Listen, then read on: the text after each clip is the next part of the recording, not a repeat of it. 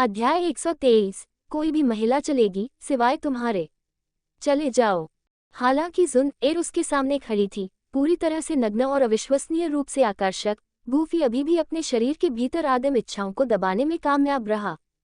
बिना किसी हिचकिचाहट के उसने अपना हाथ उठाया और जुन एर के नाजुक हाथ को जोर से थप्पड़ मार दिया।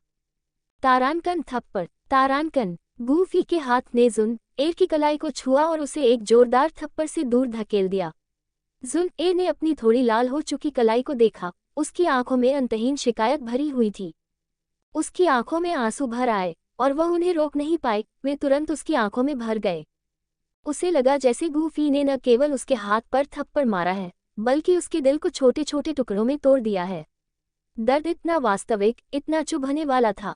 सांस लेने के लिए हौंफते हुए जुन एर ने अपने दिल पर हाथ रखा, भारी सांस लेते हुए। जुन एर को अत्यधिक भावनात्मक पीड़ा का अनुभव होता है। भावना मूल्य जोड़ 200। गूफी ने रोते हुए जुन एर को ठंडेपन से देखा।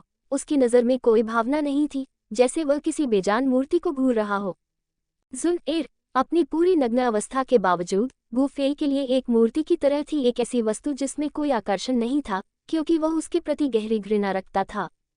जल्द ही जुन एर ने रोना बंद कर दिया। उसने गूफी को देखने के लिए अपना सिर उठाया, उसके आंसू पीछे हट गए और उसकी लाल आंखों में एक पागलपन भरा उन्माद दिखाई दिया।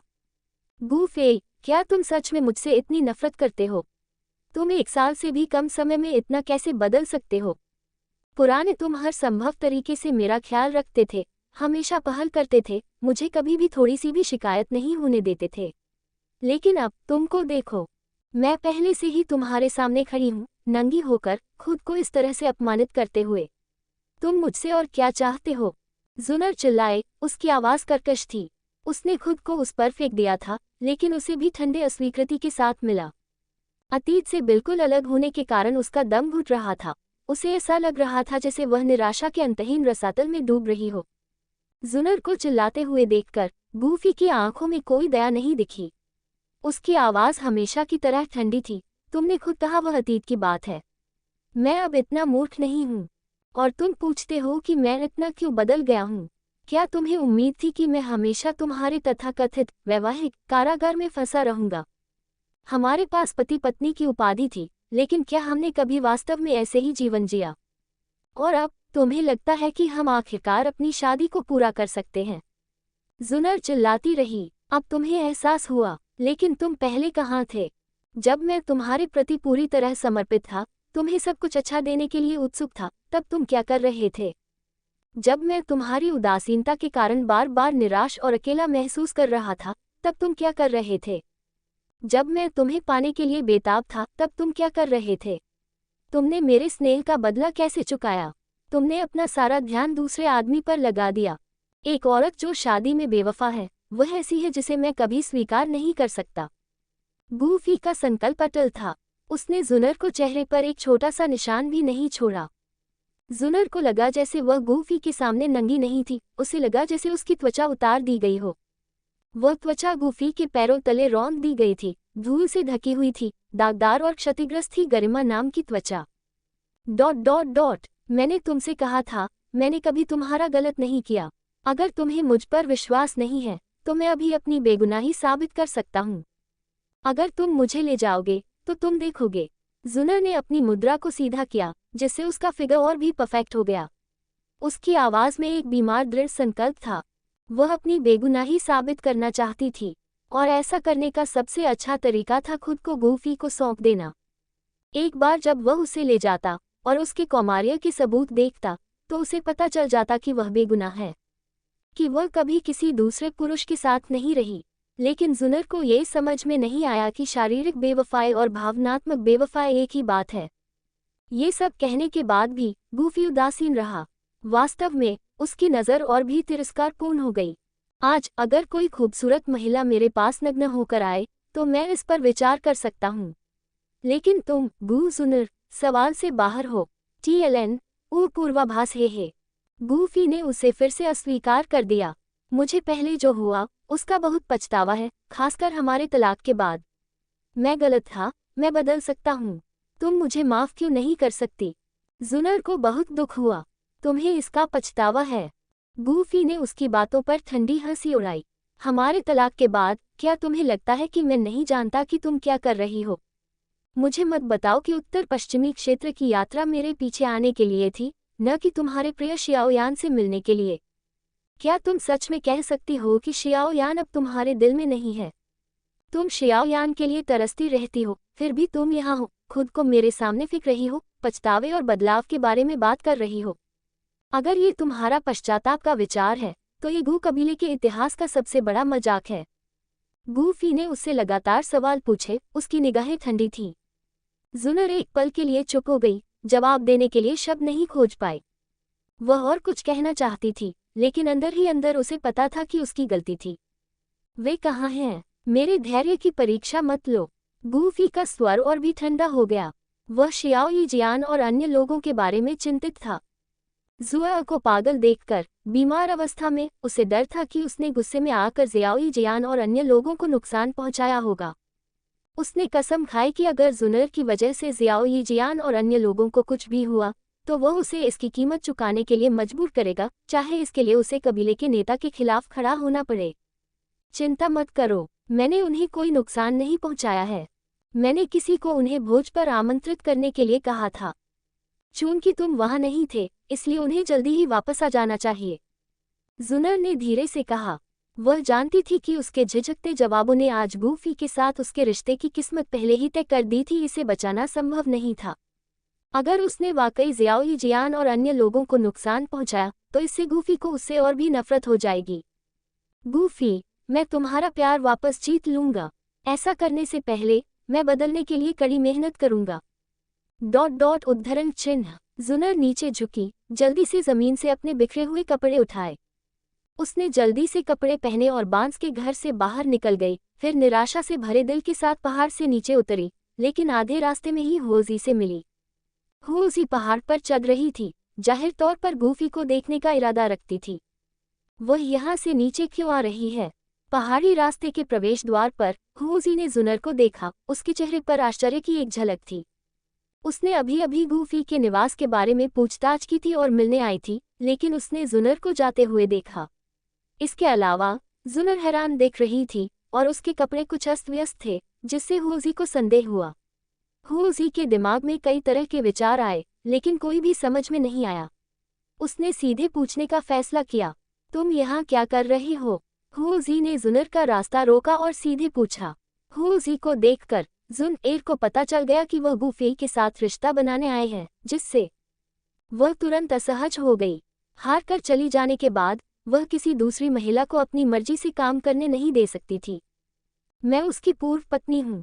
मैं यहाँ अनगिनत बार आ चुकी हूँ। इसमें इतना अजीब क्या है? जुन एर ने अपनी भावनाओं को समायोजित किया। उसके शब्द तीखे और टकराव भरे थे। अध्याय 124। क्या तुमने यह नहीं कहा कि अगर मैं इसे उतार दूं, तो तुम मुझे चाहोगी? क्या ऐसा है? मैंने सुना है कि तुम गूफी से आधे साल से विवाहित हो, फिर भी तुमने कभी उसके साथ वास्तविक वैवाहिक संबंध नहीं बनाए। हालांकि मुझे इस बारे में ज्यादा जानकारी नहीं है, लेकिन संभोग के बिना इसे वास्तव में विवाह नहीं कहा जा सकता है न? तुम असहमत नहीं होगे, है न? इसके अलावा एक अफवाह है कि गूफी से शादी करने के बाद भी तुम्हारा दिल किसी दूसरे आदमी पर टिका हुआ है, उसके साथ अच्छा व्यवहार कर रही हो। सिर्फ तुम जैसी कोई जुन एर ही ऐसा कर सकती है। होजी ने जुन एर के उत्तेजक और मजाकिया शब्दों से नाराज होकर थोड़ा भौहें सिकुड़ी। हालांकि उसे अचानक कुछ याद आया, और जब उसने जवाब दिया तो उसके चेहरे पर एक आत्मसंतुष्ट मुस्कान आ गई। अगर जुनर ने पहले गूफी के साथ कुछ ऐसा किया होता जो वाकई में अवर्णनीय होता, तो वह ऐसी हालत में वापस नहीं आती। इतनी जल्दी क्यों भागना? ऐसा कहा जाता है कि जब एक पुरुष और एक महिला के बीच ऐसी चीजें होती हैं, तो क्या उन्हें इसका आनंद नहीं लेना चाहिए? तुम गूफी द्वारा अस्वीकार किए जाने के बाद होजी के शब्दों ने जुनर को झकझोर दिया, जिससे वह शर्मिंदगी से आग बबूला हो गई।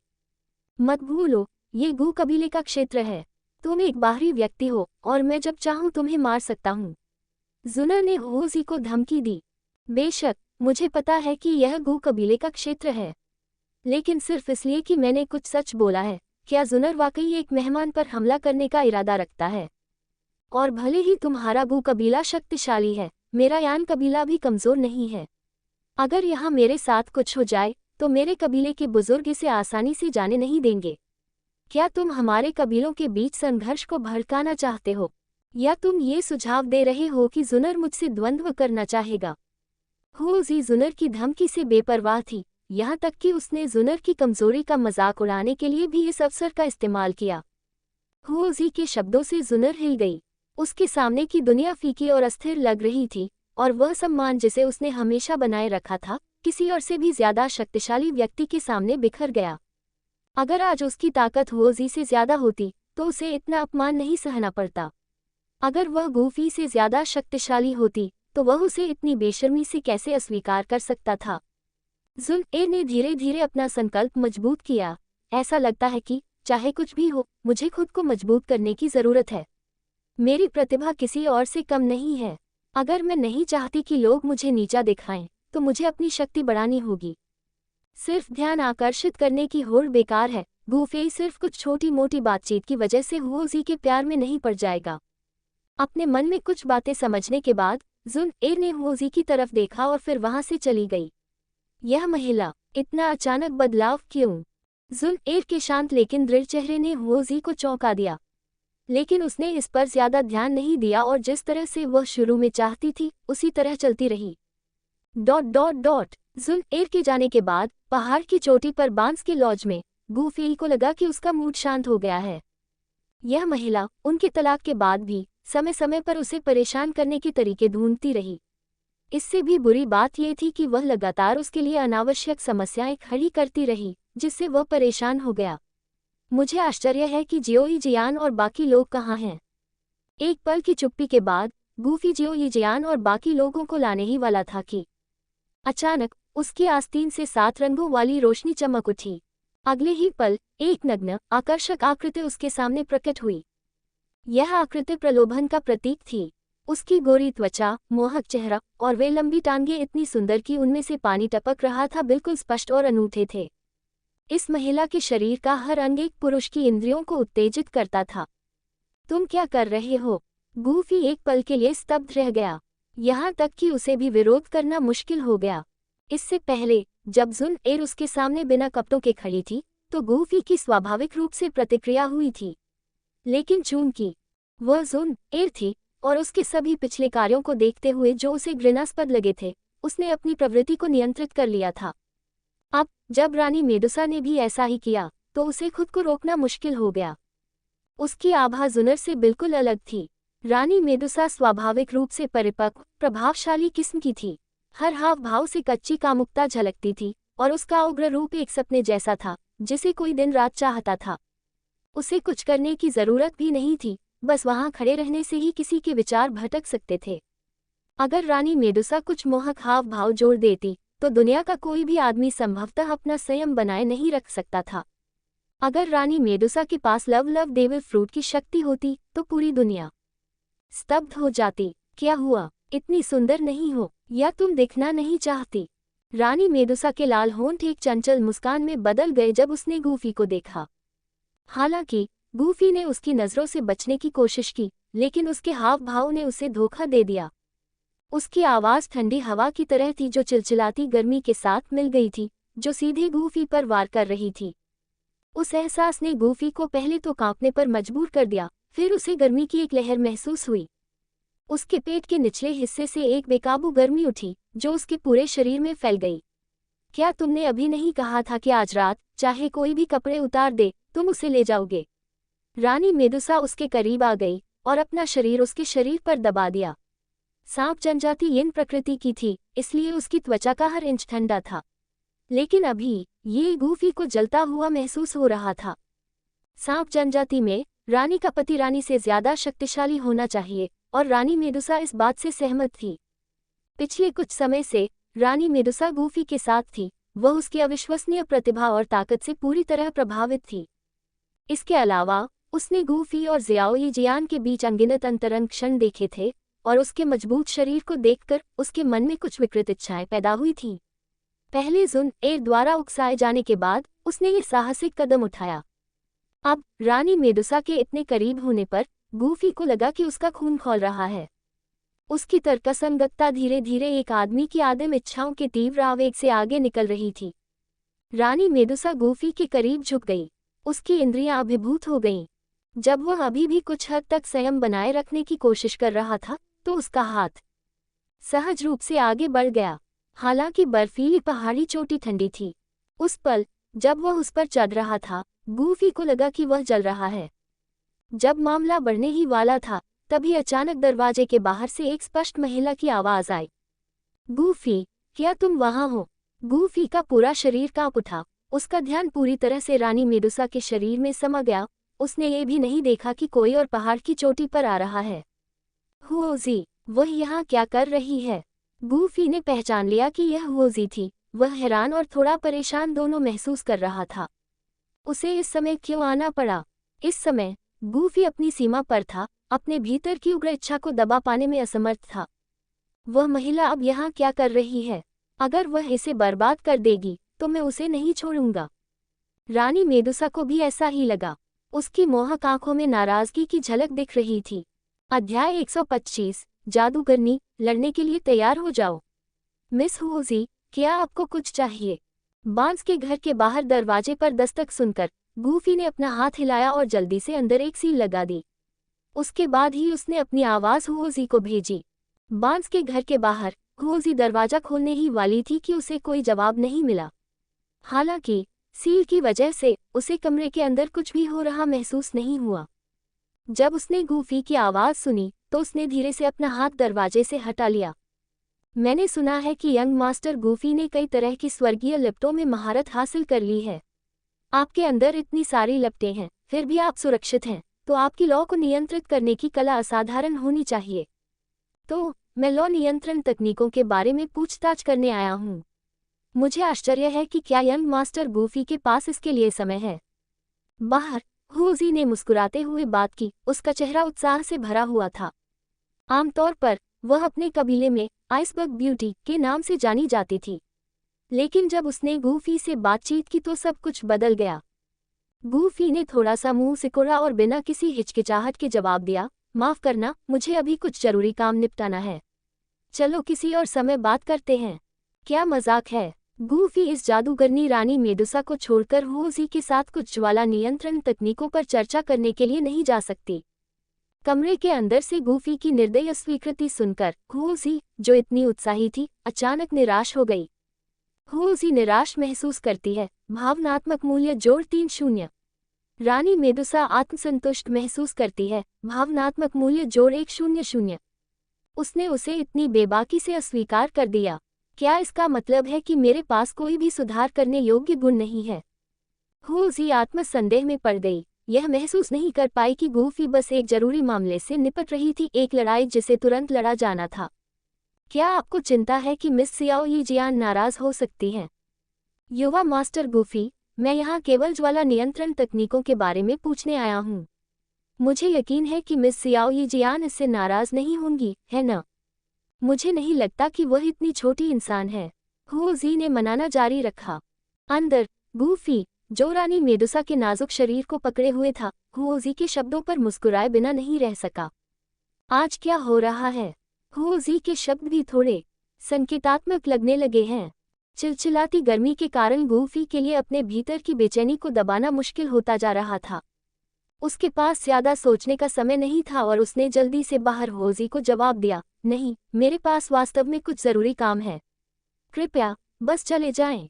गूफी ने फिर से आग्रह किया। क्या बात है युवा मास्टर गूफी, क्या मैं कुछ मदद कर सकता हूँ? हुओजी ने चिंता से पूछा। ये सुनकर गूफी क्षण भर के लिए स्तब्ध रह गई। मदद? यह ऐसी मदद नहीं है जो तुम यूं ही कर सकती हो। क्या तुम मुझे भी बहकाने की योजना बना रही हो? अगर दो बेमिसाल सुंदरियां मेरे सामने नग्न होकर पेश हों तो मैं अपना दिमाग खो दूंगी और उसी समय अपनी इच्छाओं की गुलाम बन जाऊंगी। अब तुम मेरी सबसे अच्छी मदद यही कर सकती हो कि तुम चली जाओ। गूफी ने फिर से अपनी आवाज प्रसारित की। कोई बात नहीं, चूंकि युवा मास्टर गूफी व्यस्त हैं, इसलिए मैं यही इंतजार करूंगी। हुओजी जिद्दी बनी रही। चूंकि वह आ चुकी थी, इसलिए वह गूफी को देखे बिना नहीं जाएगी।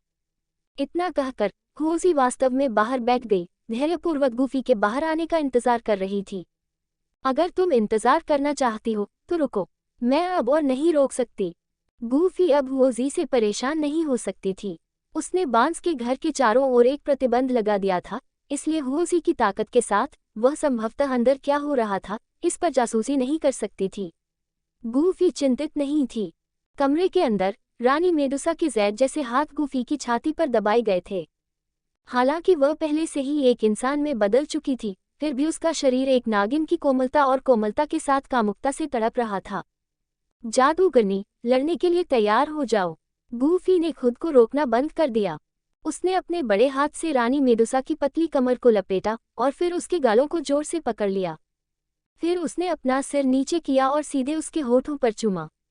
अनजाने में वे दोनों बिस्तर पर पहुंच गए। गूफी के शरीर की गर्मी महसूस करते हुए रानी मेडुसा का रूप नर्म हो गया। कमरे का माहौल जल्दी ही बेहद विचारोत्तेजक हो गया। इस बीच बाहर वोजी इंतजार कर रही थी, जबकि अंदर गूफी और रानी एक दूसरे के साथ मौज मस्ती कर रहे थे।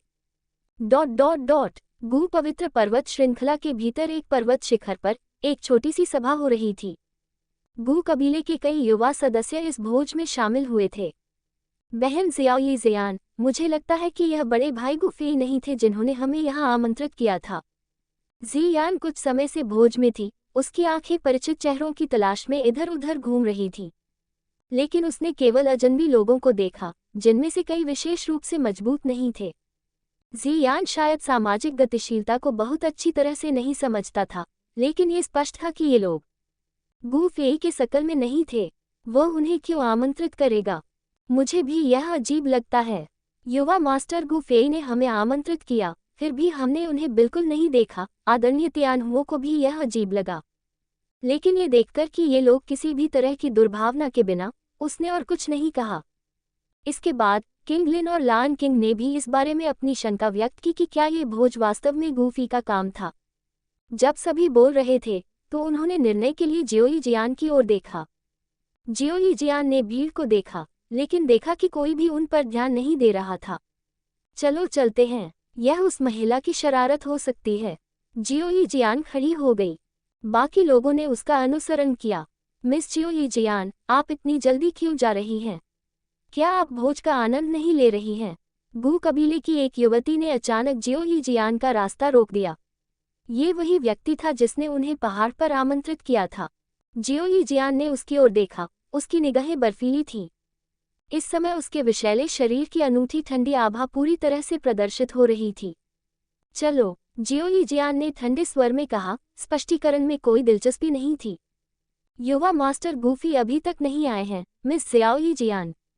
कृपया थोड़ी देर और रुकें, महिला ने आभा का एक विस्फोट जारी करते हुए कहा, जैसे कि वह ज़ियाओ जियान को रुकने के लिए मजबूर करना चाहती थी। आदरणीय तियानहुओं ने ये देखा, इसे बर्दाश्त नहीं किया। उन्होंने तुरंत अपने दुखी हुई के साथ जवाब दिया। महिला को बार बार पीछे धकेला गया, उसका चेहरा पीला पड़ गया। एक दो आदरणीय, उसने आदरणीय तियानहुओं को भयभीत होकर देखा, फिर से पास जाने की हिम्मत नहीं हुई। केवल कबीले के बुजुर्ग ही एक दो आदरणीय से निपट सकते थे। आदरणीय तियानहुओं के साथ ज़ियाओ जियान और उसका समूह बिना किसी घटना के पहाड़ की चोटी पर वापस आ गया। वहां उन्होंने हुओजी को कमरे के बाहर इंतजार करते देखा। मिस हुओजी, आप यहाँ क्या कर रही हैं? ज़ियाओ जियान ने आगे बढ़कर पूछा। मैं यंग मास्टर गूफी से मिलने आई थी, लेकिन वह व्यस्त है और अभी मुझसे मिलना नहीं चाहता। हुओजी ने सीधे जवाब दिया। उसका व्यक्तित्व सीधा था, उसे चीजें छिपाना पसंद नहीं था। क्या भाई गूफी अंदर है? ऐसा लगता है कि कोई वाकई हमारे साथ मजाक कर रहा था। जियोई जियान ये सुनकर क्रोधित हो गया कि गूफी घर पर है। क्या उसने जानबूझकर उन्हें छोड़ दिया था? मुझे लगता है कि इसके पीछे वही है। ज़ियान ने हुओजी पर उन्हें धोखा देकर जाने के लिए मजबूर करने का आरोप लगाया ताकि वह गूफी के साथ अकेली रह सके। शायद तुम गलत हो। मेरे आने से पहले मैंने गू कबीले की मिस सुनेर को पहाड़ छोड़ते हुए देखा था, हुओजी ने शांति से समझाया। अध्याय 126। मेरी आंखें अब साफ नहीं हैं। क्या मिस सुनर वाकई यहाँ थी? हुओजी के शब्दों को सुनकर ज़ियाओ जियान की खूबसूरत आंखों में एक अनोखी चमक आ गई। उसे लगा कि जुनर पूर्व पत्नी गूफी के साथ सुलह करने आई है। परिणाम के बारे में केवल गूफी और ज़ियाओ जियान ही जानते थे। ज़ियाओ जियान ने घर की ओर देखा। उसकी आंखों में अब पहले वाली चिंता नहीं थी। गूफी के साथ इतना समय बिताने के बाद उसे विश्वास था कि वह सब कुछ अच्छी तरह से संभाल लेगा और उसे एक सही जवाब देगा। गूफी, जियान ने कमरे में आवाज लगाई। हालांकि सील की आवाज के कारण वे अंदर की स्थिति से अनजान थे। उसकी पुकार पर कोई प्रतिक्रिया नहीं मिली। गूफी ने परेशान होने से बचने के लिए सील लगाई होगी। उनमें से सबसे शक्तिशाली आदरणीय तियान हो ने बांस के घर की खासियत को देखा और समूह को समझाया। ऐसा लगता है कि उसकी पूर्व पत्नी का अभी भी उस पर गहरा प्रभाव है। आखिरकार वह कोई ऐसी थी जिससे वह बहुत प्यार करता था। चाहे वह कितनी भी निर्णायक बात क्यों न करे, फिर भी उसके दिल में कुछ ऐसा है जिसे वह नहीं छोड़ सकता। जियान ने बहुत सोचना शुरू कर दिया।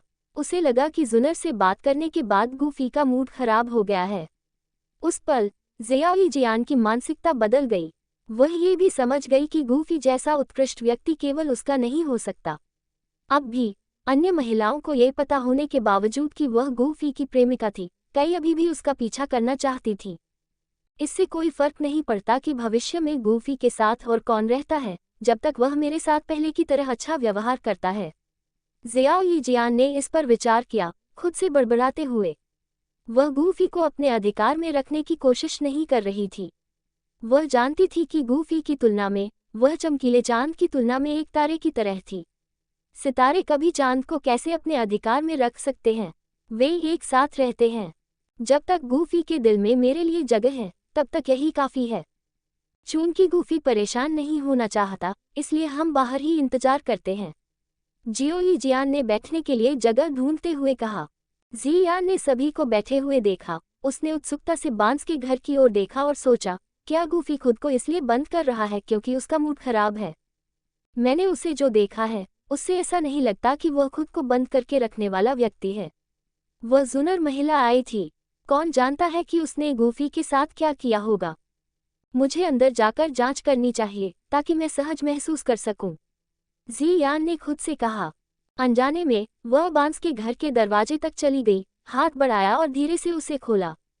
जैसे ही दरवाजा खुला, बाहरी दुनिया को अलग करने वाली एक चांदी की मोहर जियान के सामने प्रकट हुई। डू वेनेरेट की सील वाकई बहुत शक्तिशाली है, लेकिन यह मुझे रोक नहीं सकती, जियान ने कहा और अपना सफेद, लगभग पारदर्शी हाथ स्थानिक ऊर्जा अवरोध में बढ़ाया।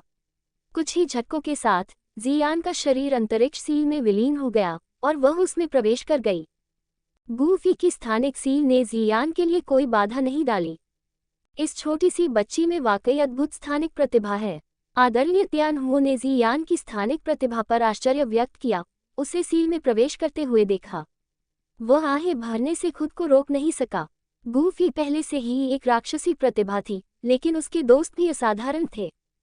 किंगलिन की triple jade green snake flower पोपल्स, जियान की भयानक जहर वाली बॉडी, जियान की स्थानिक प्रतिभा और शेर राजा। खैर, वफादारी को भी एक ताकत माना जा सकता है।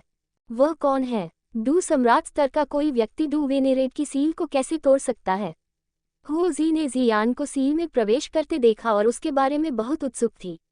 जियान सिर्फ एक डू सम्राट था, जबकि गूफी एक 4 सितारा डू वेनेरेट था।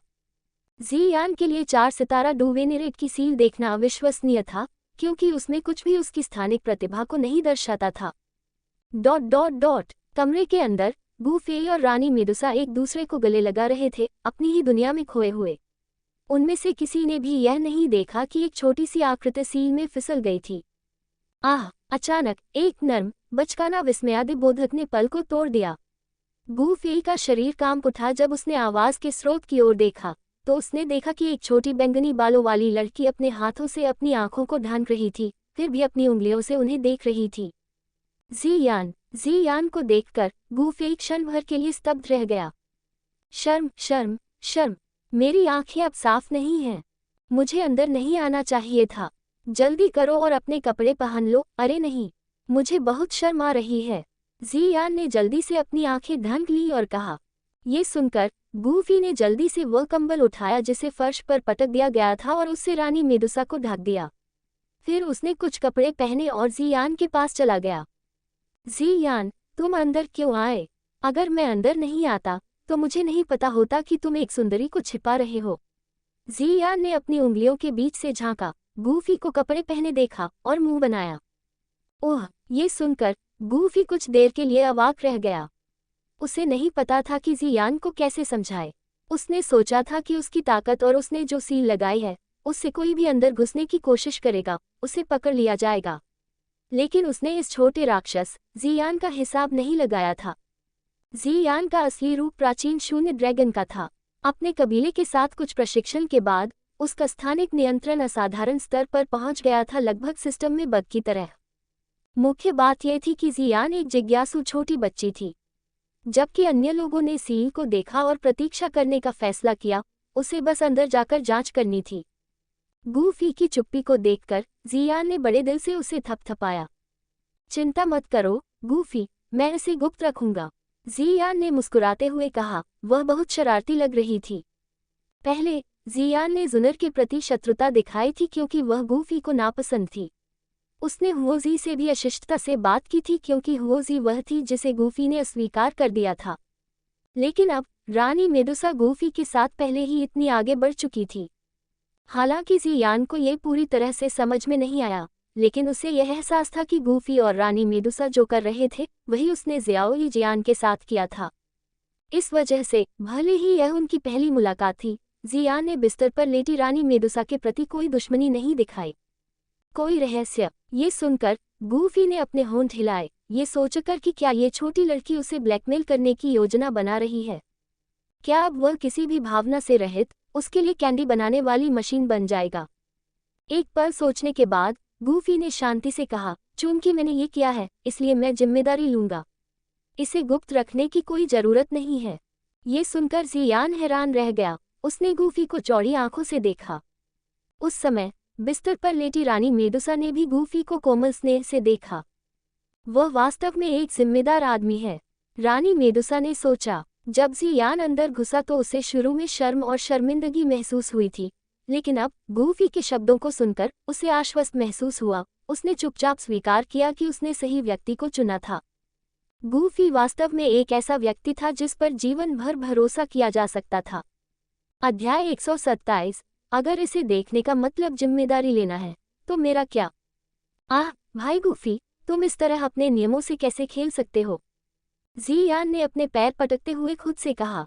शुरू में उसके दिमाग में एक छोटी सी योजना थी, ये सोचकर कि इस रहस्य को छिपाकर वह बदले में गूफी से और गोलियां मांग सकती है। अब जब उसकी योजना विफल हो गई थी तो वह थोड़ी चिंतित थी। जियान, क्या तुम चाहते हो कि मैं इसे सभी से छिपाता रहूं? गूफी ने आगे कहा, ऐसा करना किसी के लिए भी अच्छा नहीं होगा। सब कुछ सार्वजनिक करना बेहतर होगा। ये समझ में आता है। जियान ने आधे अधूरे ढंग से सिर हिलाया। फिर उसने कहा, ठीक है, चलो बाहर चलते हैं। मम, गूफी ने सिर हिलाया और फिर बिस्तर पर लेटी रानी मेडुसा को देखकर मुस्कुराए। चलो चलते हैं, जो भी हो हमें इसका सामना करना होगा। रानी मेडुसा को खुशी का एहसास हुआ। इमोशन पॉइंट जोड़ 100। मम्मा, रानी मेडुसा ने आकर्षक ढंग से मुस्कुराया। उसके मोहक चेहरे पर अभी भी एक लाली थी। वास्तव में उसने ये निर्णय लेने से पहले उम्मीद की थी कि गूफी उसके साथ अपने छोटे पालतू जानवर की तरह व्यवहार करने के बजाय बाद में सार्वजनिक रूप से उसकी पहचान को स्वीकार करेगा। अब गूफी का निर्णय बिल्कुल वैसा ही था जिसकी उसे उम्मीद थी। एक रानी के रूप में उसे अपने पति के बारे में बताने में कोई शर्म नहीं आई। हर किसी को अपने पति के बारे में बताने में कोई शर्म की बात नहीं है, रानी मेडुसा ने मन ही मन सोचा। फिर उसने सीधे अपने शरीर को ढंकने वाले कंबल को उठाया और गूफी और जियान दोनों के सामने खड़ी हो गई। रानी मेडुसा के खूबसूरत चेहरे पर हमेशा एक आकर्षण की झलक दिखती थी। उसकी लंबी गोरी गर्दन एक सुंदर वक्र को प्रकट करती थी। उसके भरपूर सुंदर वक्रों का नज़ारा लुभावना था। उसकी पतली कमर को थामे रखना मुश्किल लग रहा था, फिर भी अपने पतले शरीर के बावजूद वह लचीलापन दिखा रही थी। उसके सपाट कोमल पेट पर एक भी औंस अतिरिक्त मांस नहीं था और अब उसकी त्वचा पर अभी भी हल्की लाली थी। यह अद्भुत दृश्य देखकर गूफी के दिल में जो आग अभी अभी शांत हुई थी वह फिर से भड़क उठी। उसे लगा कि वह आगे बढ़े और अपना हाथ हल्के से उसके ऊपर फेरे। बहन शियाओ जियान सही कह रही थी, पुरुषों को सुडौल महिलाएं बहुत पसंद होती हैं। जियान अपने मन में टिप्पणी करने से खुद को रोक नहीं पाए। उसने देखा कि गूफी की नज़र रानी मेडुसा के नग्न शरीर पर कितनी केंद्रित थी। सौभाग्य से रानी मेडुसा ने खड़े होने के बाद जल्दी से कपड़े पहनना शुरू कर दिया। खुद को बहुत देर तक उजागर नहीं किया, अन्यथा गूफी शर्मिंदा हो जाती। पति, मैं तैयार हूँ, रानी मेदुसा ने ऐसी आवाज में कहा कि गूफी के पास पहुंचते ही किसी की रीढ़ में सिहरन पैदा हो गई। उसने उसे पहले ही पति कह दिया है। जियान ने गूफी को देखते हुए बड़बड़ाया। जियान, प्रिय, ये वही तरीका है जिससे मानव महिलाएं अपने पुरुषों को संबोधित करती हैं, रानी मेदुसा ने एक मोहक मुस्कान के साथ कहा। तुम मुझे जानते हो? जियान ने पूछा। मैं अपने पति की आस्तीन में बहुत समय से रह रही हूँ, तुम्हारे मिलने से भी पहले, रानी मेदुसा ने उत्तर दिया। उसकी आस्तीन में? तो क्या तुम वह रंगीन छोटा सांप हो? कोई आश्चर्य नहीं कि तुम्हारी आभा इतनी परिचित लगी, फिर भी मुझे याद नहीं आया कि तुम कौन हो, जियान ने आश्चर्य से कहा। उसने उम्मीद नहीं की थी कि गूफी जिस महिला के साथ गुप्त रूप से संबंध बना रहा था, वह वास्तव में वह रंगीन छोटा सांप था जिसे हर कोई अक्सर देखता था। इसके अलावा जियान बता सकता था कि रानी मेदुसा की रक्त रेखा आभा उसके द्वारा दबाई नहीं गई थी, सामान्य जादुई जानवरों के विपरीत। चलो बाहर चलते हैं, गूफी ने कमरे में सील हटाते हुए कहा। ... जियान अंदर गई। मुझे आश्चर्य है कि क्या वह भाई गूफी को दिलासा दे पाएगी। जियोई जियान और अन्य लोग अभी भी बाहर इंतजार कर रहे थे। क्लिक! अचानक बांस के घर का दरवाजा खुला। शोर सुनकर जियोई जियान ने सहज रूप से ऊपर देखा, लेकिन उसने जो देखा उससे वह तुरंत चौंक गई। 3 लोग उभरे, जिनमें से एक को वह पहचान नहीं पाई। वह कौन है? सभी ने आश्चर्य व्यक्त किया। भाई गूफी, ये बहन कौन है? जियोई जियान सबसे पहले आगे बढ़ी और पूछा। उसके अंतर्ज्ञान ने उसे बताया कि इस मोहक महिला का गूफी के साथ एक असामान्य संबंध था। बहन जियोई जियान, नमस्ते, मैं आपकी तरह हूँ, हमारे पति की एक महिला। गूफी के बोलने से पहले रानी मेदुसा ने कहा। क्या? जियोई जियान, किंगलिन और हुओजी सभी उसके शब्दों से दंग रह गए। जियोई जियान ने अविश्वास में गूफी को देखा और उसने इसकी पुष्टि करने के लिए सिर हिलाया। हे, मुझे उम्मीद नहीं थी कि तुम में थोड़ा रोमांटिक पक्ष होगा, छोटे दोस्त गूफी। चलो उन्हें उनके निजी मामलों पर छोड़ देते हैं, आदरणीय तियान हो ने सुझाव दिया, ये जानते हुए कि यह गूफी, जियोई जियान और रानी मेदुसा के बीच का निजी मामला था। उन्होंने चुपचाप किंगलिन, जियान और शेर राजा को चले जाने का इशारा किया, लेकिन जियान ने हठपूर्वक जाने से इनकार कर दिया। नहीं, मैं देखना चाहता हूँ कि क्या हो रहा है। तुम लोग अगर चाहो तो जा सकते हो। क्या हो रहा है? क्या गूफी को केवल जियोई जियान को ही अपनी प्रेमिका के रूप में नहीं रखना चाहिए था? हुओजी भी हैरान था, वह रुकना और सुनना चाहता था। जियोई जियान, वह रंगीन छोटी सांप है जिसे आपने अक्सर देखा है। एक बार गलती से मैंने उसे नग्न देखा, जब हम अभी भी जियामा साम्राज्य में थे। तब से मेरे मन में उसके प्रति अलग अलग भावनाएं हैं। गूफी ने कबूल किया, सीधे जियोई जियान की ओर देखते हुए। सब कुछ खुले में रख दिया, किसी को नग्न देखना इसो ले जाता है। जियान ने अचानक हस्तक्षेप किया, जिससे जियोई जियान और हुओजी का ध्यान भटक गया। जियान को भी नग्न देखा गया था। जियोई जियान और हुओजी ने जियान की ओर देखते हुए आश्चर्य से देखा। जब उसने मुझे नग्न देखा तो मेरा फिगर बहुत अच्छा था, और मैं उस समय तुमसे भी लंबी थी, बहन जियोई जियान। जियान ने अपनी छाती फुला ली और गर्व से मुस्कुराए, उनकी निगाहों को देखते हुए। जियोई जियान को अचानक समझ में आ गया, जियान थोड़े समय के लिए बड़ा हो गया होगा। मैं इसकी गारंटी दे सकता हूँ, जब तुम बड़े हुए तो तुम्हारा फिगर वाकई बहुत अच्छा था। रानी मेदुसा ने हंसते हुए माहौल को थोड़ा शांत किया। भाई गूफी, क्या इसका मतलब है कि अब मेरी एक और बहन है? जियोई जियान ने पूछा। उसे एहसास हुआ कि गूफी और रानी मेदुसा का रिश्ता कुछ समय से चल रहा था, संभवतः उसके और गूफी के साथ रहने से भी पहले। इसके अलावा चूंकि वे पहले से ही इतने अंतरंग थे, इसलिए गूफी से रानी मेदुसा को छोड़ने के लिए कहना असंभव था। इसे देखते हुए उसके लिए बेहतर होगा कि वह विनम्र रहे और गूफी को शर्मिंदा न करे। अध्याय 128, जियोई जियान गर्भवती है। जियोई जियान, धन्यवाद। ये सुनकर रानी मेदुसा ने धीरे से मुस्कुराते हुए जियोई जियान के प्रति अपनी हार्दिक कृतज्ञता व्यक्त की। उसका लहजा गर्मजोशी भरा और वास्तव में दिल से भरा हुआ था। अतीत में सांप लोगों की जनजाति की रानी के रूप में मेदुसा हमेशा घमंडी थी और कभी भी किसी से इतनी विनम्रता से बात नहीं करती थी। हालांकि गूफी से मिलने और खुद से कहीं ज्यादा ताकतवर व्यक्तियों का सामना करने के बाद उसका अभिमान स्वाभाविक रूप से फीका पड़ गया था। इस समय ये देखकर कि जियो यीजियान गूफी को बहकाने के बारे में नाराज नहीं थी, रानी मेडुसा ने तुरंत उसके प्रति सद्भावना की भावना महसूस की। मैं तुम्हें क्या कहूँ बहन? जियो यीजियान ने गहरी सांस ली। अपनी भावनाओं को समायोजित करते हुए उसने रानी मेडुसा की उपस्थिति को पूरी तरह से स्वीकार कर लिया। आखिरकार वे लंबे समय तक एक साथ रहने वाले थे। वह सांप लोगों की जनजाति की रानी मेडुसा है और उसका कोई वास्तविक नाम नहीं है। क्यों न हम उसे अब से कहें? गूफी ने मुस्कुराते हुए सुझाव दिया। दोनों महिलाओं को इतनी शांति से साथ साथ रहते देखकर उसे बहुत खुशी हुई। तुम क्या सोचते हो? क्या तुम्हें ये पसंद है? TLN विकी में उसका दिया गया नाम कैलिन है। मुझे पता है कि तुम लोगों को कौन सा नाम पसंद है। हाँ, मुझे ये पसंद है। चलो इसे ही लेते हैं, पति। हालांकि रानी मेडुसा को लगा कि यह नाम थोड़ा सा साधारण लग रहा है, क्योंकि गूफी ने इसे चुना था, इसलिए उसने इसे खुशी खुशी स्वीकार कर लिया। मैंने भयानक सांप लोगों की रानी के किस्से सुने हैं, लेकिन किसने सोचा होगा कि वह गूफी के सामने इतनी विनम्र होगी? जियो यीजियान ने सोचा।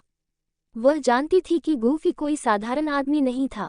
इस बिंदु पर हुओजी को थोड़ा अजीब लगा। अब गूफी के करीब 2 महिलाएं थीं, फिर भी वह उनमें से नहीं थी। क्या मुझे जुन एर और इस लड़की की नकल करनी चाहिए?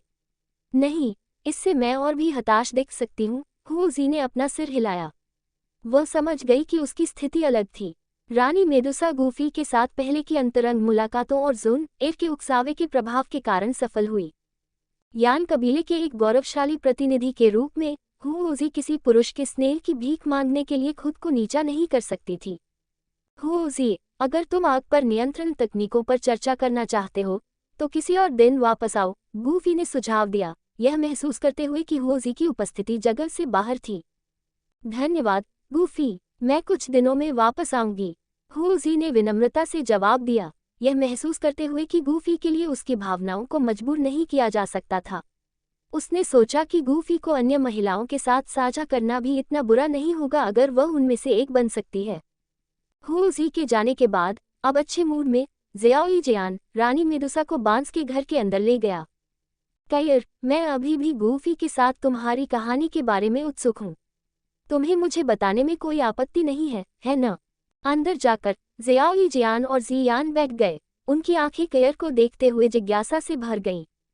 जियान विशेष रूप से गूफी के बारे में और अधिक सुनने के लिए उत्सुक थी। उसकी आंखें प्रत्याशा से चौड़ी हो गई थीं।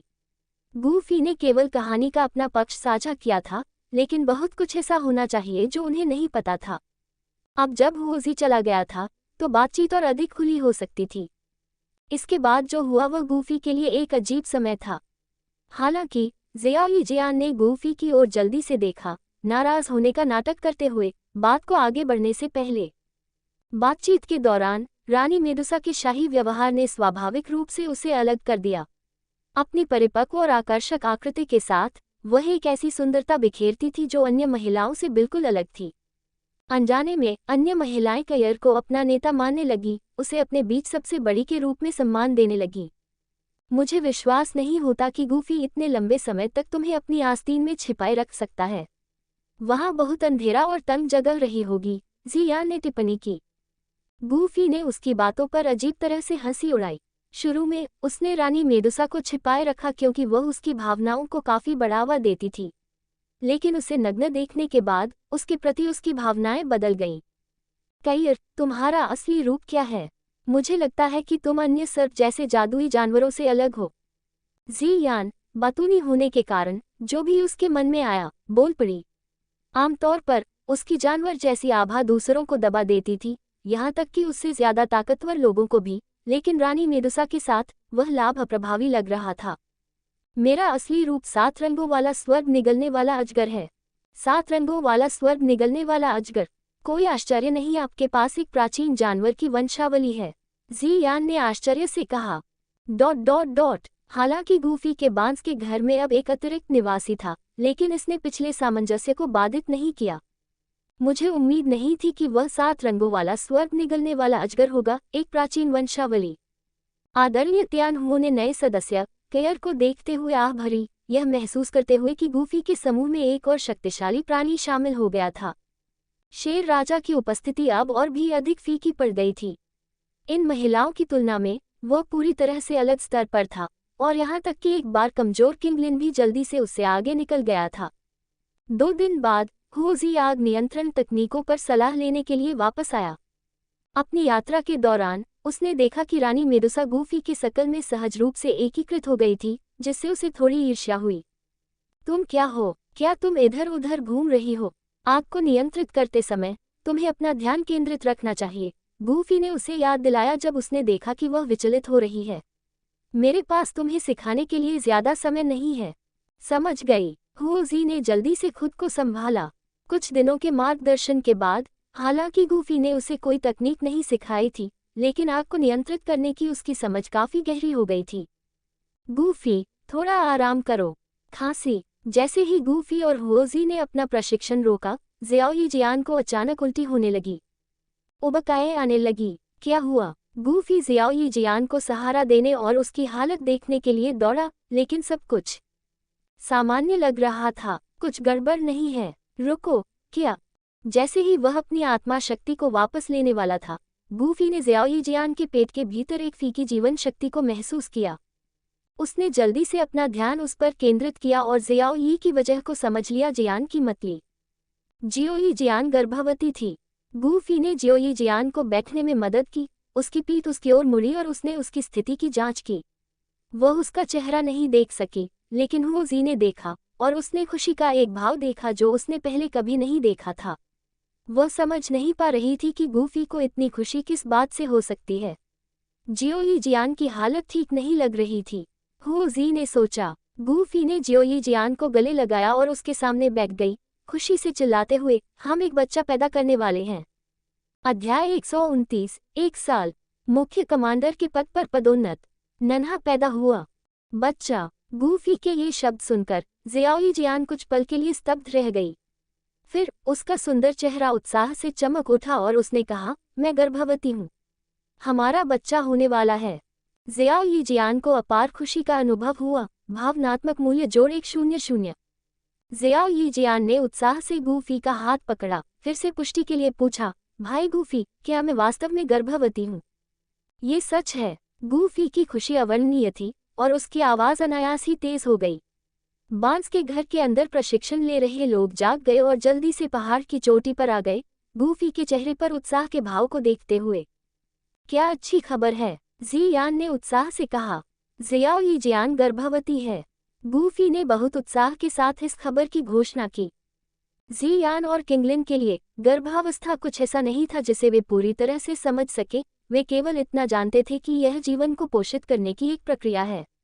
हालांकि कैलिन मेडुसा बहुत अच्छी तरह से समझ गई थी। गूफी और ज़ियाओ जियान के पास अब उनके प्यार का एक अनमोल प्रतीक था, जिसे वे जीवन भर संजो कर रखेंगे। TLN मेडुसा का पूरा नाम कैलिन होगा। गूफी द्वारा प्यार से उसे संबोधित किए जाने पर एर। जब वह इस पर विचार कर रही थी, कैलिन ने अपने पेट को छुआ। ज़ियाओ जियान से थोड़ी ईर्ष्या महसूस कर रही थी। आदरणीय त्यान हुओ और शेर राजा आए। ज़ियाओ जियान और गूफी को बधाई दी। क्या बहन ज़ियाओ जियान एक छोटे भाई गूफी को जन्म देने वाली है? जियान के शब्दों ने सभी को हंसा दिया, हालांकि जियान बेफिक्र रही। फिर उसने अपना कान ज़ियाओ जियान के पेट पर दबाया, छोटे भाई गूफी को सुनने की कोशिश कर रही थी। इस बीच हुओजी ने दूर से खुशी का नज़ारा देखा, उसके चेहरे पर एक हल्की मुस्कान थी। यहाँ होने के कारण वह वास्तव में थोड़ा असहज महसूस कर रही थी। गूफी से अग्नि नियंत्रण तकनीक सीखने के कई सत्रों के बाद हुओजी अपनी स्थिति से समझौता कर चुकी थी। वह समझ गई थी कि गूफी से लगातार चिपके रहने से उसका पक्ष नहीं मिलेगा, ये केवल उसकी साधना की प्रगति में बाधा डालेगा, जिससे उसके लिए उसके साथ बने रहना और भी मुश्किल हो जाएगा।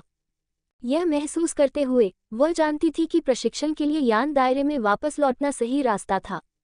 गूफी के लिए वह केवल यह आशा कर सकती थी कि भाग्य उन्हें भविष्य में फिर से एक साथ लाएगा। इस प्रकार जबकि गूफी और अन्य लोग व्यस्त थे, हुओजी चुपचाप पहाड़ से चली गई। बड़े हुओयाओ, हम यहाँ काफी समय से हैं। ये सबसे अच्छा है कि हम जल्द ही अपने कबीले में वापस लौट जाएं। एल्डर हुओयाओ और अन्य लोगों से मिलने पर हुओजी ने अपने इरादे स्पष्ट कर दिए। एल्डर हुओयाओ हुओजी के संकल्प से राहत महसूस कर रहे थे।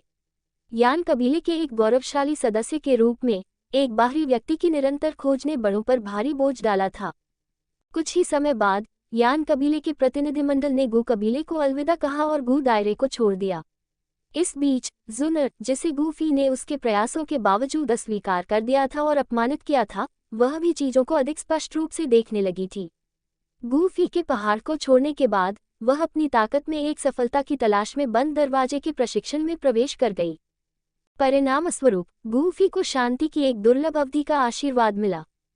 गूफी के लिए जीवन सामान्य हो गया। दैनिक प्रशिक्षण, कैलिन जियोयिजियान के साथ समय बिताना और कभी कभी सेना का दौरा करना। जियोयिजियान की गर्भावस्था के दौरान गूफी ने उसका बहुत ख्याल रखा, ये सुनिश्चित किया कि उसकी अच्छी तरह से देखभाल की जाए और अपने स्वयं के प्रशिक्षण की उपेक्षा न की जाए। अपने खाली समय में वह अपनी ताकत को बढ़ाने और आगे बढ़ने के तरीके खोजता था। इससे पहले कि वह जानता, 10 महीने बीत चुके थे और गूफी की साधना 7 सितारा डू वेनेरेट के स्तर तक बढ़ गई थी। केवल 20 साल की उम्र में 20 वर्षीय 7 सितारा डू वेनेरेट के बारे में गू कबीले में भी नहीं सुना गया था। गूफी की सफलता ने पूरे गू कबीले में हलचल मचा दी, यहाँ तक कि कबीले के नेता गू युआन का भी ध्यान आकर्षित किया, जो मदद नहीं कर सका और फिर से देखा। अब एक और कदम आगे बढ़ाने का समय आ गया है। 4 अलग अलग स्वर्गीय लपटों पर नियंत्रण, कई शक्तिशाली डू तकनीकों में महारत और एक प्राचीन 8 रैंक जादुई जानवर के बराबर काया के साथ गूफी निर्विवाद रूप से युवा पीढ़ी के बीच एक नेता था। प्रतिभा या भविष्य की ताकत के मामले में उसके पास कुछ भी कमी नहीं थी। जैसे जैसे उसके बच्चे का जन्म करीब आता गया, गूफी ने अपना ध्यान ब्लैक सबमर्ज्ड आर्मी में मुख्य कमांडर के पद पर केंद्रित कर दिया। ब्लैक सबमर्ज्ड आर्मी में 2 राजा, 4 जनरल और 8 कमांडर थे। चीफ कमांडर बनने से गूफी को कबीले के कुछ बुजुर्गों के बराबर दर्जा मिल जाता। TLN, मुझे यकीन नहीं है कि चीफ कमांडर का मतलब पहला कमांडर होना है या महान जनरलों में से एक होना। माफ करें दोस्तों, जब मेरे पास ज्यादा जानकारी होगी तो मैं इसे सही कर दूंगा। इस प्रकार गूफी ने मौजूदा चीफ कमांडर गूशी, एक 8 सितारा डू वेनेरेट को चुनौती देने के लिए एक उपयुक्त समय चुना। आप युवा हैं और पहले से ही 7 सितारा डू वेनेरेट तक पहुंच चुके हैं।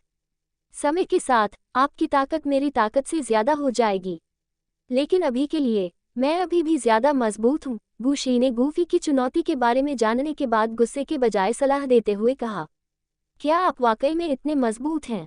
क्या तुम मुझे चुनौती देना चाहते हो? अगर मैं कोशिश नहीं करूंगा तो मुझे कैसे पता चलेगा? गूफी ने मुस्कुराते हुए जवाब दिया। गूशिया ने गूफी को प्रशंसा के साथ देखा, क्योंकि उसने 7वें कमांडर के पद से लेकर अब तक के अपने मुकाम तक का सफर देखा था। गूफी द्वारा चुनौती दिए जाने के बावजूद वह परिणाम का बेसब्री से इंतजार कर रहा था। गूफी और गूशिया के बीच की लड़ाई ने गू कबीले के कई सदस्यों को आकर्षित किया, जिनमें गू किंगयांग और गू याओ शामिल थे, जो गूफी की मौजूदा ताकत को देखने के लिए उत्सुक थे। तुम्हें क्या लगता है, क्या गूफी चीफ कमांडर को हरा सकता है? गू किंगयांग ने गू याओ से पूछा। चीफ कमांडर लंबे समय से 8 सितारा डू वेनेरेट रहे हैं। वर्षों का संचय कुछ ऐसा नहीं है जिसे कम करके आंका जा सके, गू याओ ने उत्तर दिया, उनके बीच महत्वपूर्ण अंतर के कारण गूफी की संभावनाओं पर संदेह करते हुए। मुझे लगता है कि गूफी में चमत्कार करने की क्षमता है, गू किंगयांग ने जवाब दिया, स्पष्ट रूप से गूफी का पक्ष लेते हुए। मुख्य कमांडर भी कोई कमजोर नहीं है, आइए प्रतीक्षा करें और देखें। प्रत्याशा के बीच गूफी और गूशिया की लड़ाई शुरू हुई। कम रैंक वाले प्रतिद्वंद्वी का सामना करने के बावजूद गूशिया ने गूफी को कम नहीं आंका। शुरू से ही उन्होंने अपनी पूरी ताकत झोंक दी, जिससे गूफी को कड़ी चुनौती मिली। डू तकनीक में गूशिया की महारत असाधारण थी, उनके कदम गूफी की तुलना में अधिक कुशलता से निष्पादित किए गए थे, प्रत्येक प्रहार में जबरदस्त शक्ति थी। गूफी रक्षात्मक लग रहे थे, लेकिन वास्तव में वे सही अवसर की तलाश में समय बिता रहे थे। ये जानते हुए कि गूशी की डू क्यों ही श्रेष्ठ थी, गूफी ने एक क्षण के लिए एक शक्तिशाली विस्फोट को उजागर करने की मांग की। अंत में एक लंबे संघर्ष के बाद गूफी ने मौका जब्त कर लिया। एक साथ अपने 4 स्वर्गीय लपटों को उजागर करते हुए भारी गोलाबारी ने क्षेत्र के चारों ओर तापमान बढ़ा दिया, लगभग सुरक्षात्मक अवरोध को चकनाचूर कर दिया। गूफी की पूरी शक्ति के खिलाफ गूफी के पास कोई मौका नहीं था। एक भयंकर लड़ाई के बाद गूशिया अंततः हार गया। लगता है मैं सही था, गू किंगयांग ने हंसते हुए कहा। मुख्य कमांडर गूशिया को हराने के बाद गूफी को आधिकारिक तौर पर ब्लैक सबमर्ज्ड आर्मी के नए मुख्य कमांडर के रूप में पदोन्नत किया गया। हर कोई, मेरे पास ध्यान देने के लिए अन्य मामले हैं, इसलिए मैं अब जा रहा हूँ। गूफी अपनी महिमा का आनंद लेने के लिए नहीं रुका। जियो यी जियान की नियत तारीख के करीब आने के साथ उसने अगले दिनों के लिए पहाड़ पर रहने का फैसला किया, कहीं और नहीं गया। इन 10 महीनों के दौरान कैलिन और अन्य लोगों ने अपने प्रशिक्षण की उपेक्षा नहीं की थी। गूफी द्वारा तैयार की गई गोलियों की मदद से उसने 7 रंगीन स्वर्ग की आत्मा को सफलतापूर्वक एकीकृत किया। उसकी साधना 5 सितारा डू पूर्वज के स्तर तक आगे बढ़ी। हालांकि गर्भावस्था के कारण जियाओ यी जियान की साधना की गति धीमी हो गई थी, क्योंकि उसने जो ऊर्जा अवशोषित की थी उसका अधिकांश हिस्सा भ्रूण के पोषण के लिए इस्तेमाल किया गया था। फिर भी उसकी ताकत 5 सितारा डू सम्राट के स्तर तक बढ़ गई थी, जो कि शोकपूर्ण विष शरीर के शक्तिशाली उपचार गुणों की बदौलत थी। जियान अपनी आलस्य के बावजूद छठे रैंक के बाद के चरणों में भी आगे बढ़ गई थी और जल्द ही 7वें रैंक तक पहुंचने की उम्मीद थी। पलक झपकते ही 7 दिन और बीत गए। उन 7 दिनों के दौरान जैसे जैसे जियाओ यी जियान का पेट बड़ा होता गया, गूफी तेजी से चिंतित और घबराया हुआ होता गया। आखिरकार यह उसके दोनों जीवन में पहली बार था कि वह पिता बनने वाला था। गूफी की घबराहट को देखते हुए जियाओ यी जियान ने धीरे से उसका हाथ पकड़ लिया। कोई बात नहीं, ये तो बस बच्चे को जन्म देने की बात है। मैं आखिरकार एक डू सम्राट हूँ, क्या तुम्हें लगता है कि बच्चे को जन्म देने से मैं मर जाऊंगी? जियाओ यी जियान ने गूफी के तनाव को कम करने की कोशिश करते हुए मजाक किया, लेकिन अचानक उसने महसूस किया कि उसकी हथेली पसीने से ठंडी हो रही है। उसी समय उसकी भौहें सिकुड़ गईं और उसका चेहरा पीला पड़ गया, जो उसके द्वारा महसूस किए जा रहे तीव्र दर्द को दर्शाता है। अध्याय 130 निरंतर खुशी। रानी गर्भवती है। दाएं। स्थिति को समझते ही गूफी ने तुरंत आवाज लगाई। जैसे ही उसने कहा, 2 दायां जो पहले से ही बुलाई गई थी जल्दी से दौड़कर आई। मैडम को प्रसव पीड़ा होने वाली है। दोनों दायों ने एक नज़र जियाओ यी जियान पर डाली और तुरंत प्रसव की तैयारी शुरू कर दी। हस्तक्षेप करने से बचने के लिए गूफी ने जियाओ यी जियान को कमरे में नर्म बिस्तर पर ले जाया और फिर बाहर उत्सुकता से इंतजार किया। क्या जियाओ यी जियान जन्म देने वाली है? जियान और अन्य लोगों ने गूफी की चीख सुनी और बांस के घर के बाहर इकट्ठा हुए। मैडम, बस थोड़ा और प्रयास। आह! कमरे के अंदर दायों की जोरदार चीखें और जियाओ यी जियान की दर्द भरी चीखें गूफी के दिल को लगातार बेचैन कर रही थी। वह आगे पीछे घूम रहा था, उसका मन तनाव, प्रत्याशा और उत्साह से भरा हुआ था। उसके अंदर तरह तरह की भावनाएं घूम रही थी। प्रिय, ज्यादा चिंता मत करो। बहन जियाओ यी जियान अच्छी तरह से तैयार है, सब ठीक हो जाएगा।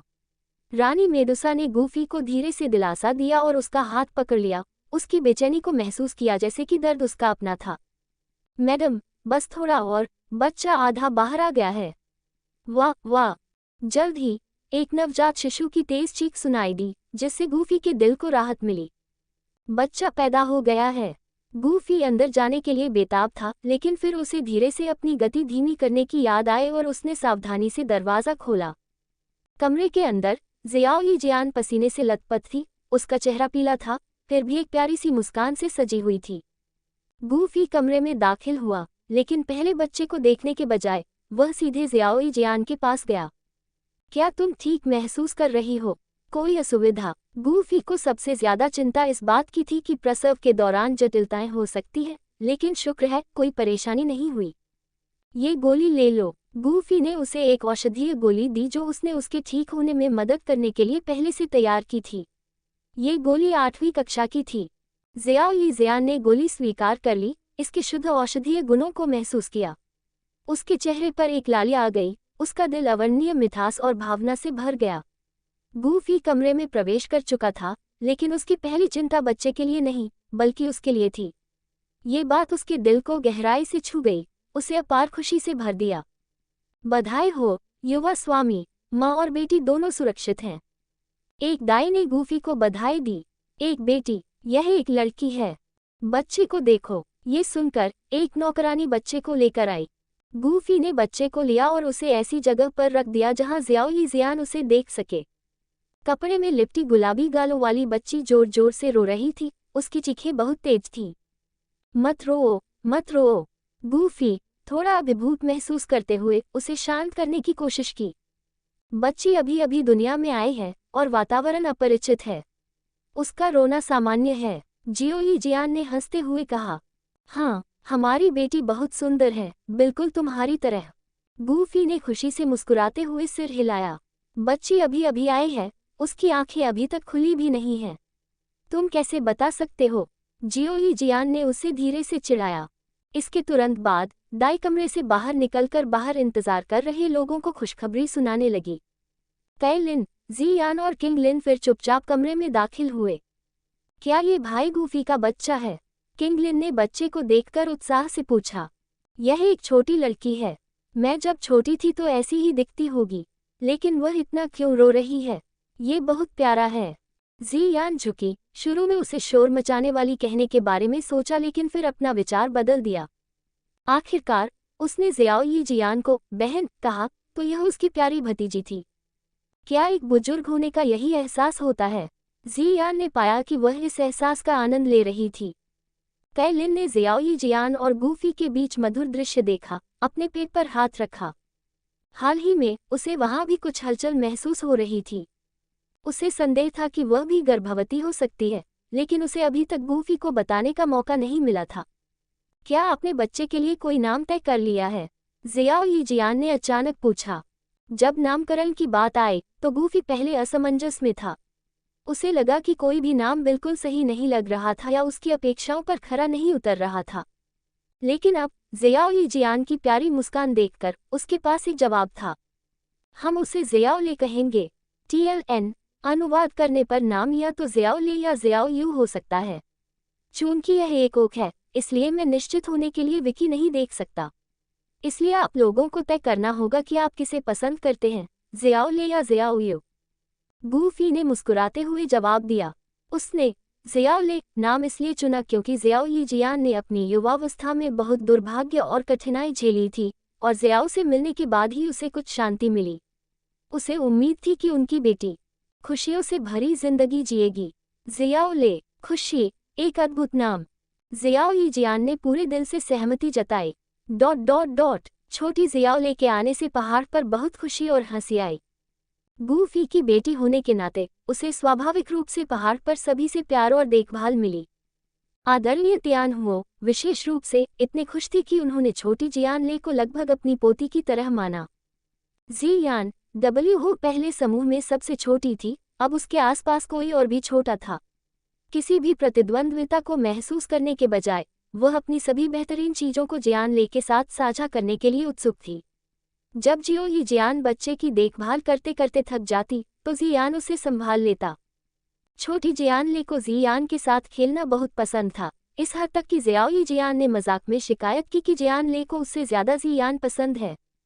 गू राज्य में गूफी के दादा गूरी अपनी परपोती के जन्म के बारे में सुनकर बहुत खुश हुए।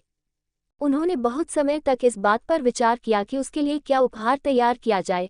आखिरकार उन्होंने फैसला किया कि उनकी सबसे मूल्यवान संपत्ति उनकी ताकत है, इसलिए उन्होंने एक असामान्य उपहार तैयार किया।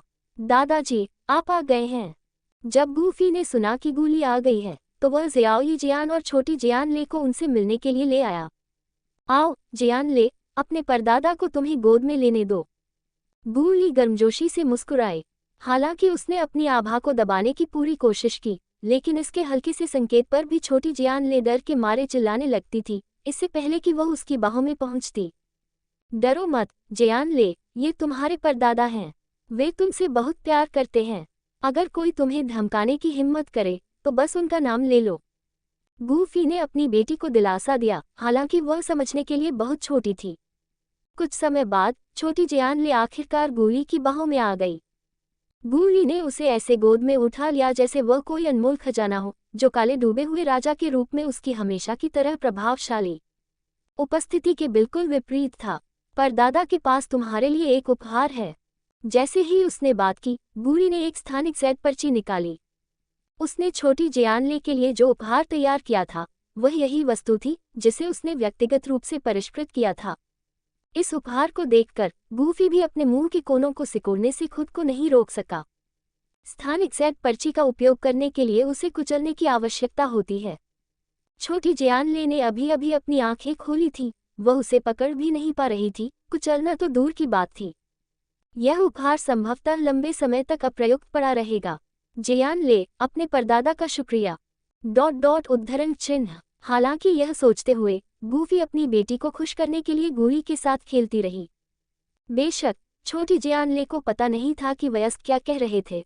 उसकी गहरी आंखें उत्सुकता से इधर उधर घूम रही थी।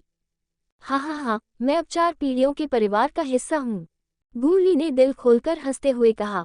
पूरे गू क्षेत्र में ये खबर फैलाने के लिए उत्सुक थी। TLN, हमें अभी भी गूफी के माता पिता के बारे में कोई जानकारी नहीं है। कोष्टक। गू कबीले के बुजुर्गों को गूली से बहुत ईर्ष्या थी और उन्होंने अपने बच्चों और पोते पोतियों से जल्दी बच्चे पैदा करने का आग्रह किया। अगर वे युद्ध में गूली से आगे नहीं निकल पाए तो कम से कम वे किसी और चीज में प्रतिस्पर्धा कर सकते थे। लेकिन गूफी के लिए अच्छी खबर सिर्फ यहीं तक सीमित नहीं थी। 1 महीने पहले कैलिन को अपने गर्भ में जीवन की उपस्थिति का एहसास हो चुका था। हालांकि उस समय यह अभी भी बहुत कमजोर था, लेकिन अब वह गर्भावस्था के लक्षण स्पष्ट रूप से महसूस कर सकती थी। मेरे पति को बताने का समय आ गया है। बच्चे के पिता के रूप में गूफी को जल्द से जल्द ये जानना जरूरी था। वह गूफी के पास गई जब वह छोटे जियानले की देखभाल कर रहा था। गूफी कैलिन को अच्छी तरह से जानता था। उसके हाव भाव को देखकर ही वह बता सकता था कि उसे कुछ महत्वपूर्ण कहना है। क्या हुआ? गूफी ने चिंता से पूछा। उसके करीब जाकर उसे अपनी बाहों में खींच लिया। उसने उसकी आंखों में गहराई से देखा, एक पल के लिए झिझकी और फिर कहा, मैं गर्भवती हूँ। गूफी, दोहरा आशीर्वाद। एक पल की चुप्पी के बाद कैलिन को गूफी की खुशी भरी प्रतिक्रिया मिली। उसे उम्मीद नहीं थी कि जियानले के जन्म के तुरंत बाद कैलिन में गर्भावस्था के लक्षण दिखने लगेंगे। उसकी योग्यता असाधारण होगी कि वे दोनों इतनी जल्दी गर्भवती हो गईं। जियोई जियान की देखभाल करने के अनुभव के साथ गूफी अब उतनी परेशान नहीं थी। अब से तुम्हें अच्छी तरह से आराम करना चाहिए और बच्चे के पालन पोषण पर ध्यान देना चाहिए। गूफी ने तुरंत कैलिन की देखभाल शुरू कर दी, लेकिन उसने धीरे से मना कर दिया। गर्भावस्था में हम सांप लोग मनुष्यों से अलग होते हैं। हमारा गर्भकाल बहुत लंबा होता है, खासकर तब जब मैं अब 7 रंग वाले स्वर्ग निगलने वाले अजगर की प्राचीन रक्त रेखा धारक हूँ। गर्भावस्था और भी लंबी होगी। इसमें कितना समय लगेगा? लगभग 3 से 5 साल। इतना लंबा? गूफी ने अपने पेट को देखा और महसूस किया कि वास्तव में 7 रंग वाले स्वर्ग निगलने वाले अजगर का शरीर एक जादुई जानवर के बराबर था। जादुई जानवरों के लिए जन्म देना मनुष्यों की तुलना में बहुत अधिक चुनौतीपूर्ण था, इसलिए 3 से 5 साल सामान्य थे। गर्भावस्था के दौरान क्या आपको बच्चे को पोषण देने के लिए विशेष अमृत की आवश्यकता होगी? गूफी को कुछ महत्वपूर्ण बात याद आई। उसने थोड़ा सिर हिलाया, उसके होंठ मुस्कुराहट में मुड़ गए। हाँ, हमारे कबीले में हम गर्भावस्था के दौरान भ्रूण को पोषण देने के लिए गुप्त तरीकों का उपयोग करते हैं। ये बच्चे के वंश को बढ़ा सकता है और जन्म के बाद उनकी क्षमता को और भी भयानक बना सकता है। हमारे सांप जनजाति में पारित सबसे मजबूत गुप्त विधि स्वर्ग आत्मा रक्तस्थी गोली है। स्वर्ग आत्मा रक्तस्थी गोली, ये सिर्फ 7वीं कक्षा की गोली है, लगभग पर्याप्त नहीं है। हमारा बच्चा कुछ बेहतर का हकदार है। इससे पहले कि वह खत्म कर पाती, गूफी ने उसे बीच में रोक दिया। उसके शब्दों ने उसे और भी अधिक भयभीत कर दिया। अयस्क भावना। मैंने एक बार ड्रैगन सोल सेक्रेड ब्लड पिल नामक 8वीं कक्षा की गोली का नुस्खा खरीदा था। ये हेवन सोल ब्लड बोन पिल के समान ही काम करता है, लेकिन असीम रूप से अधिक प्रभावी है। गूफी ने 8वीं कक्षा की गोली का जिक्र किया तो कैलिन बहुत भावुक हो गई। उसने पहले जो प्रसव पूर्व दवा जियोई जियान को दी थी, वह भी 8वीं कक्षा की गोली थी। ये स्पष्ट था कि गूफी के दिल में वह और जियोई जियान समान महत्व रखते थे।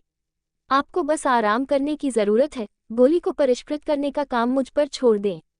मैं सुनिश्चित करूंगा कि आपको और बच्चे दोनों को सर्वोत्तम संभव पोषण मिले। गूफी ने कैलिन को आराम करने में मदद की और जियान और किंगलिन को अतिरिक्त ध्यान देने का निर्देश दिया।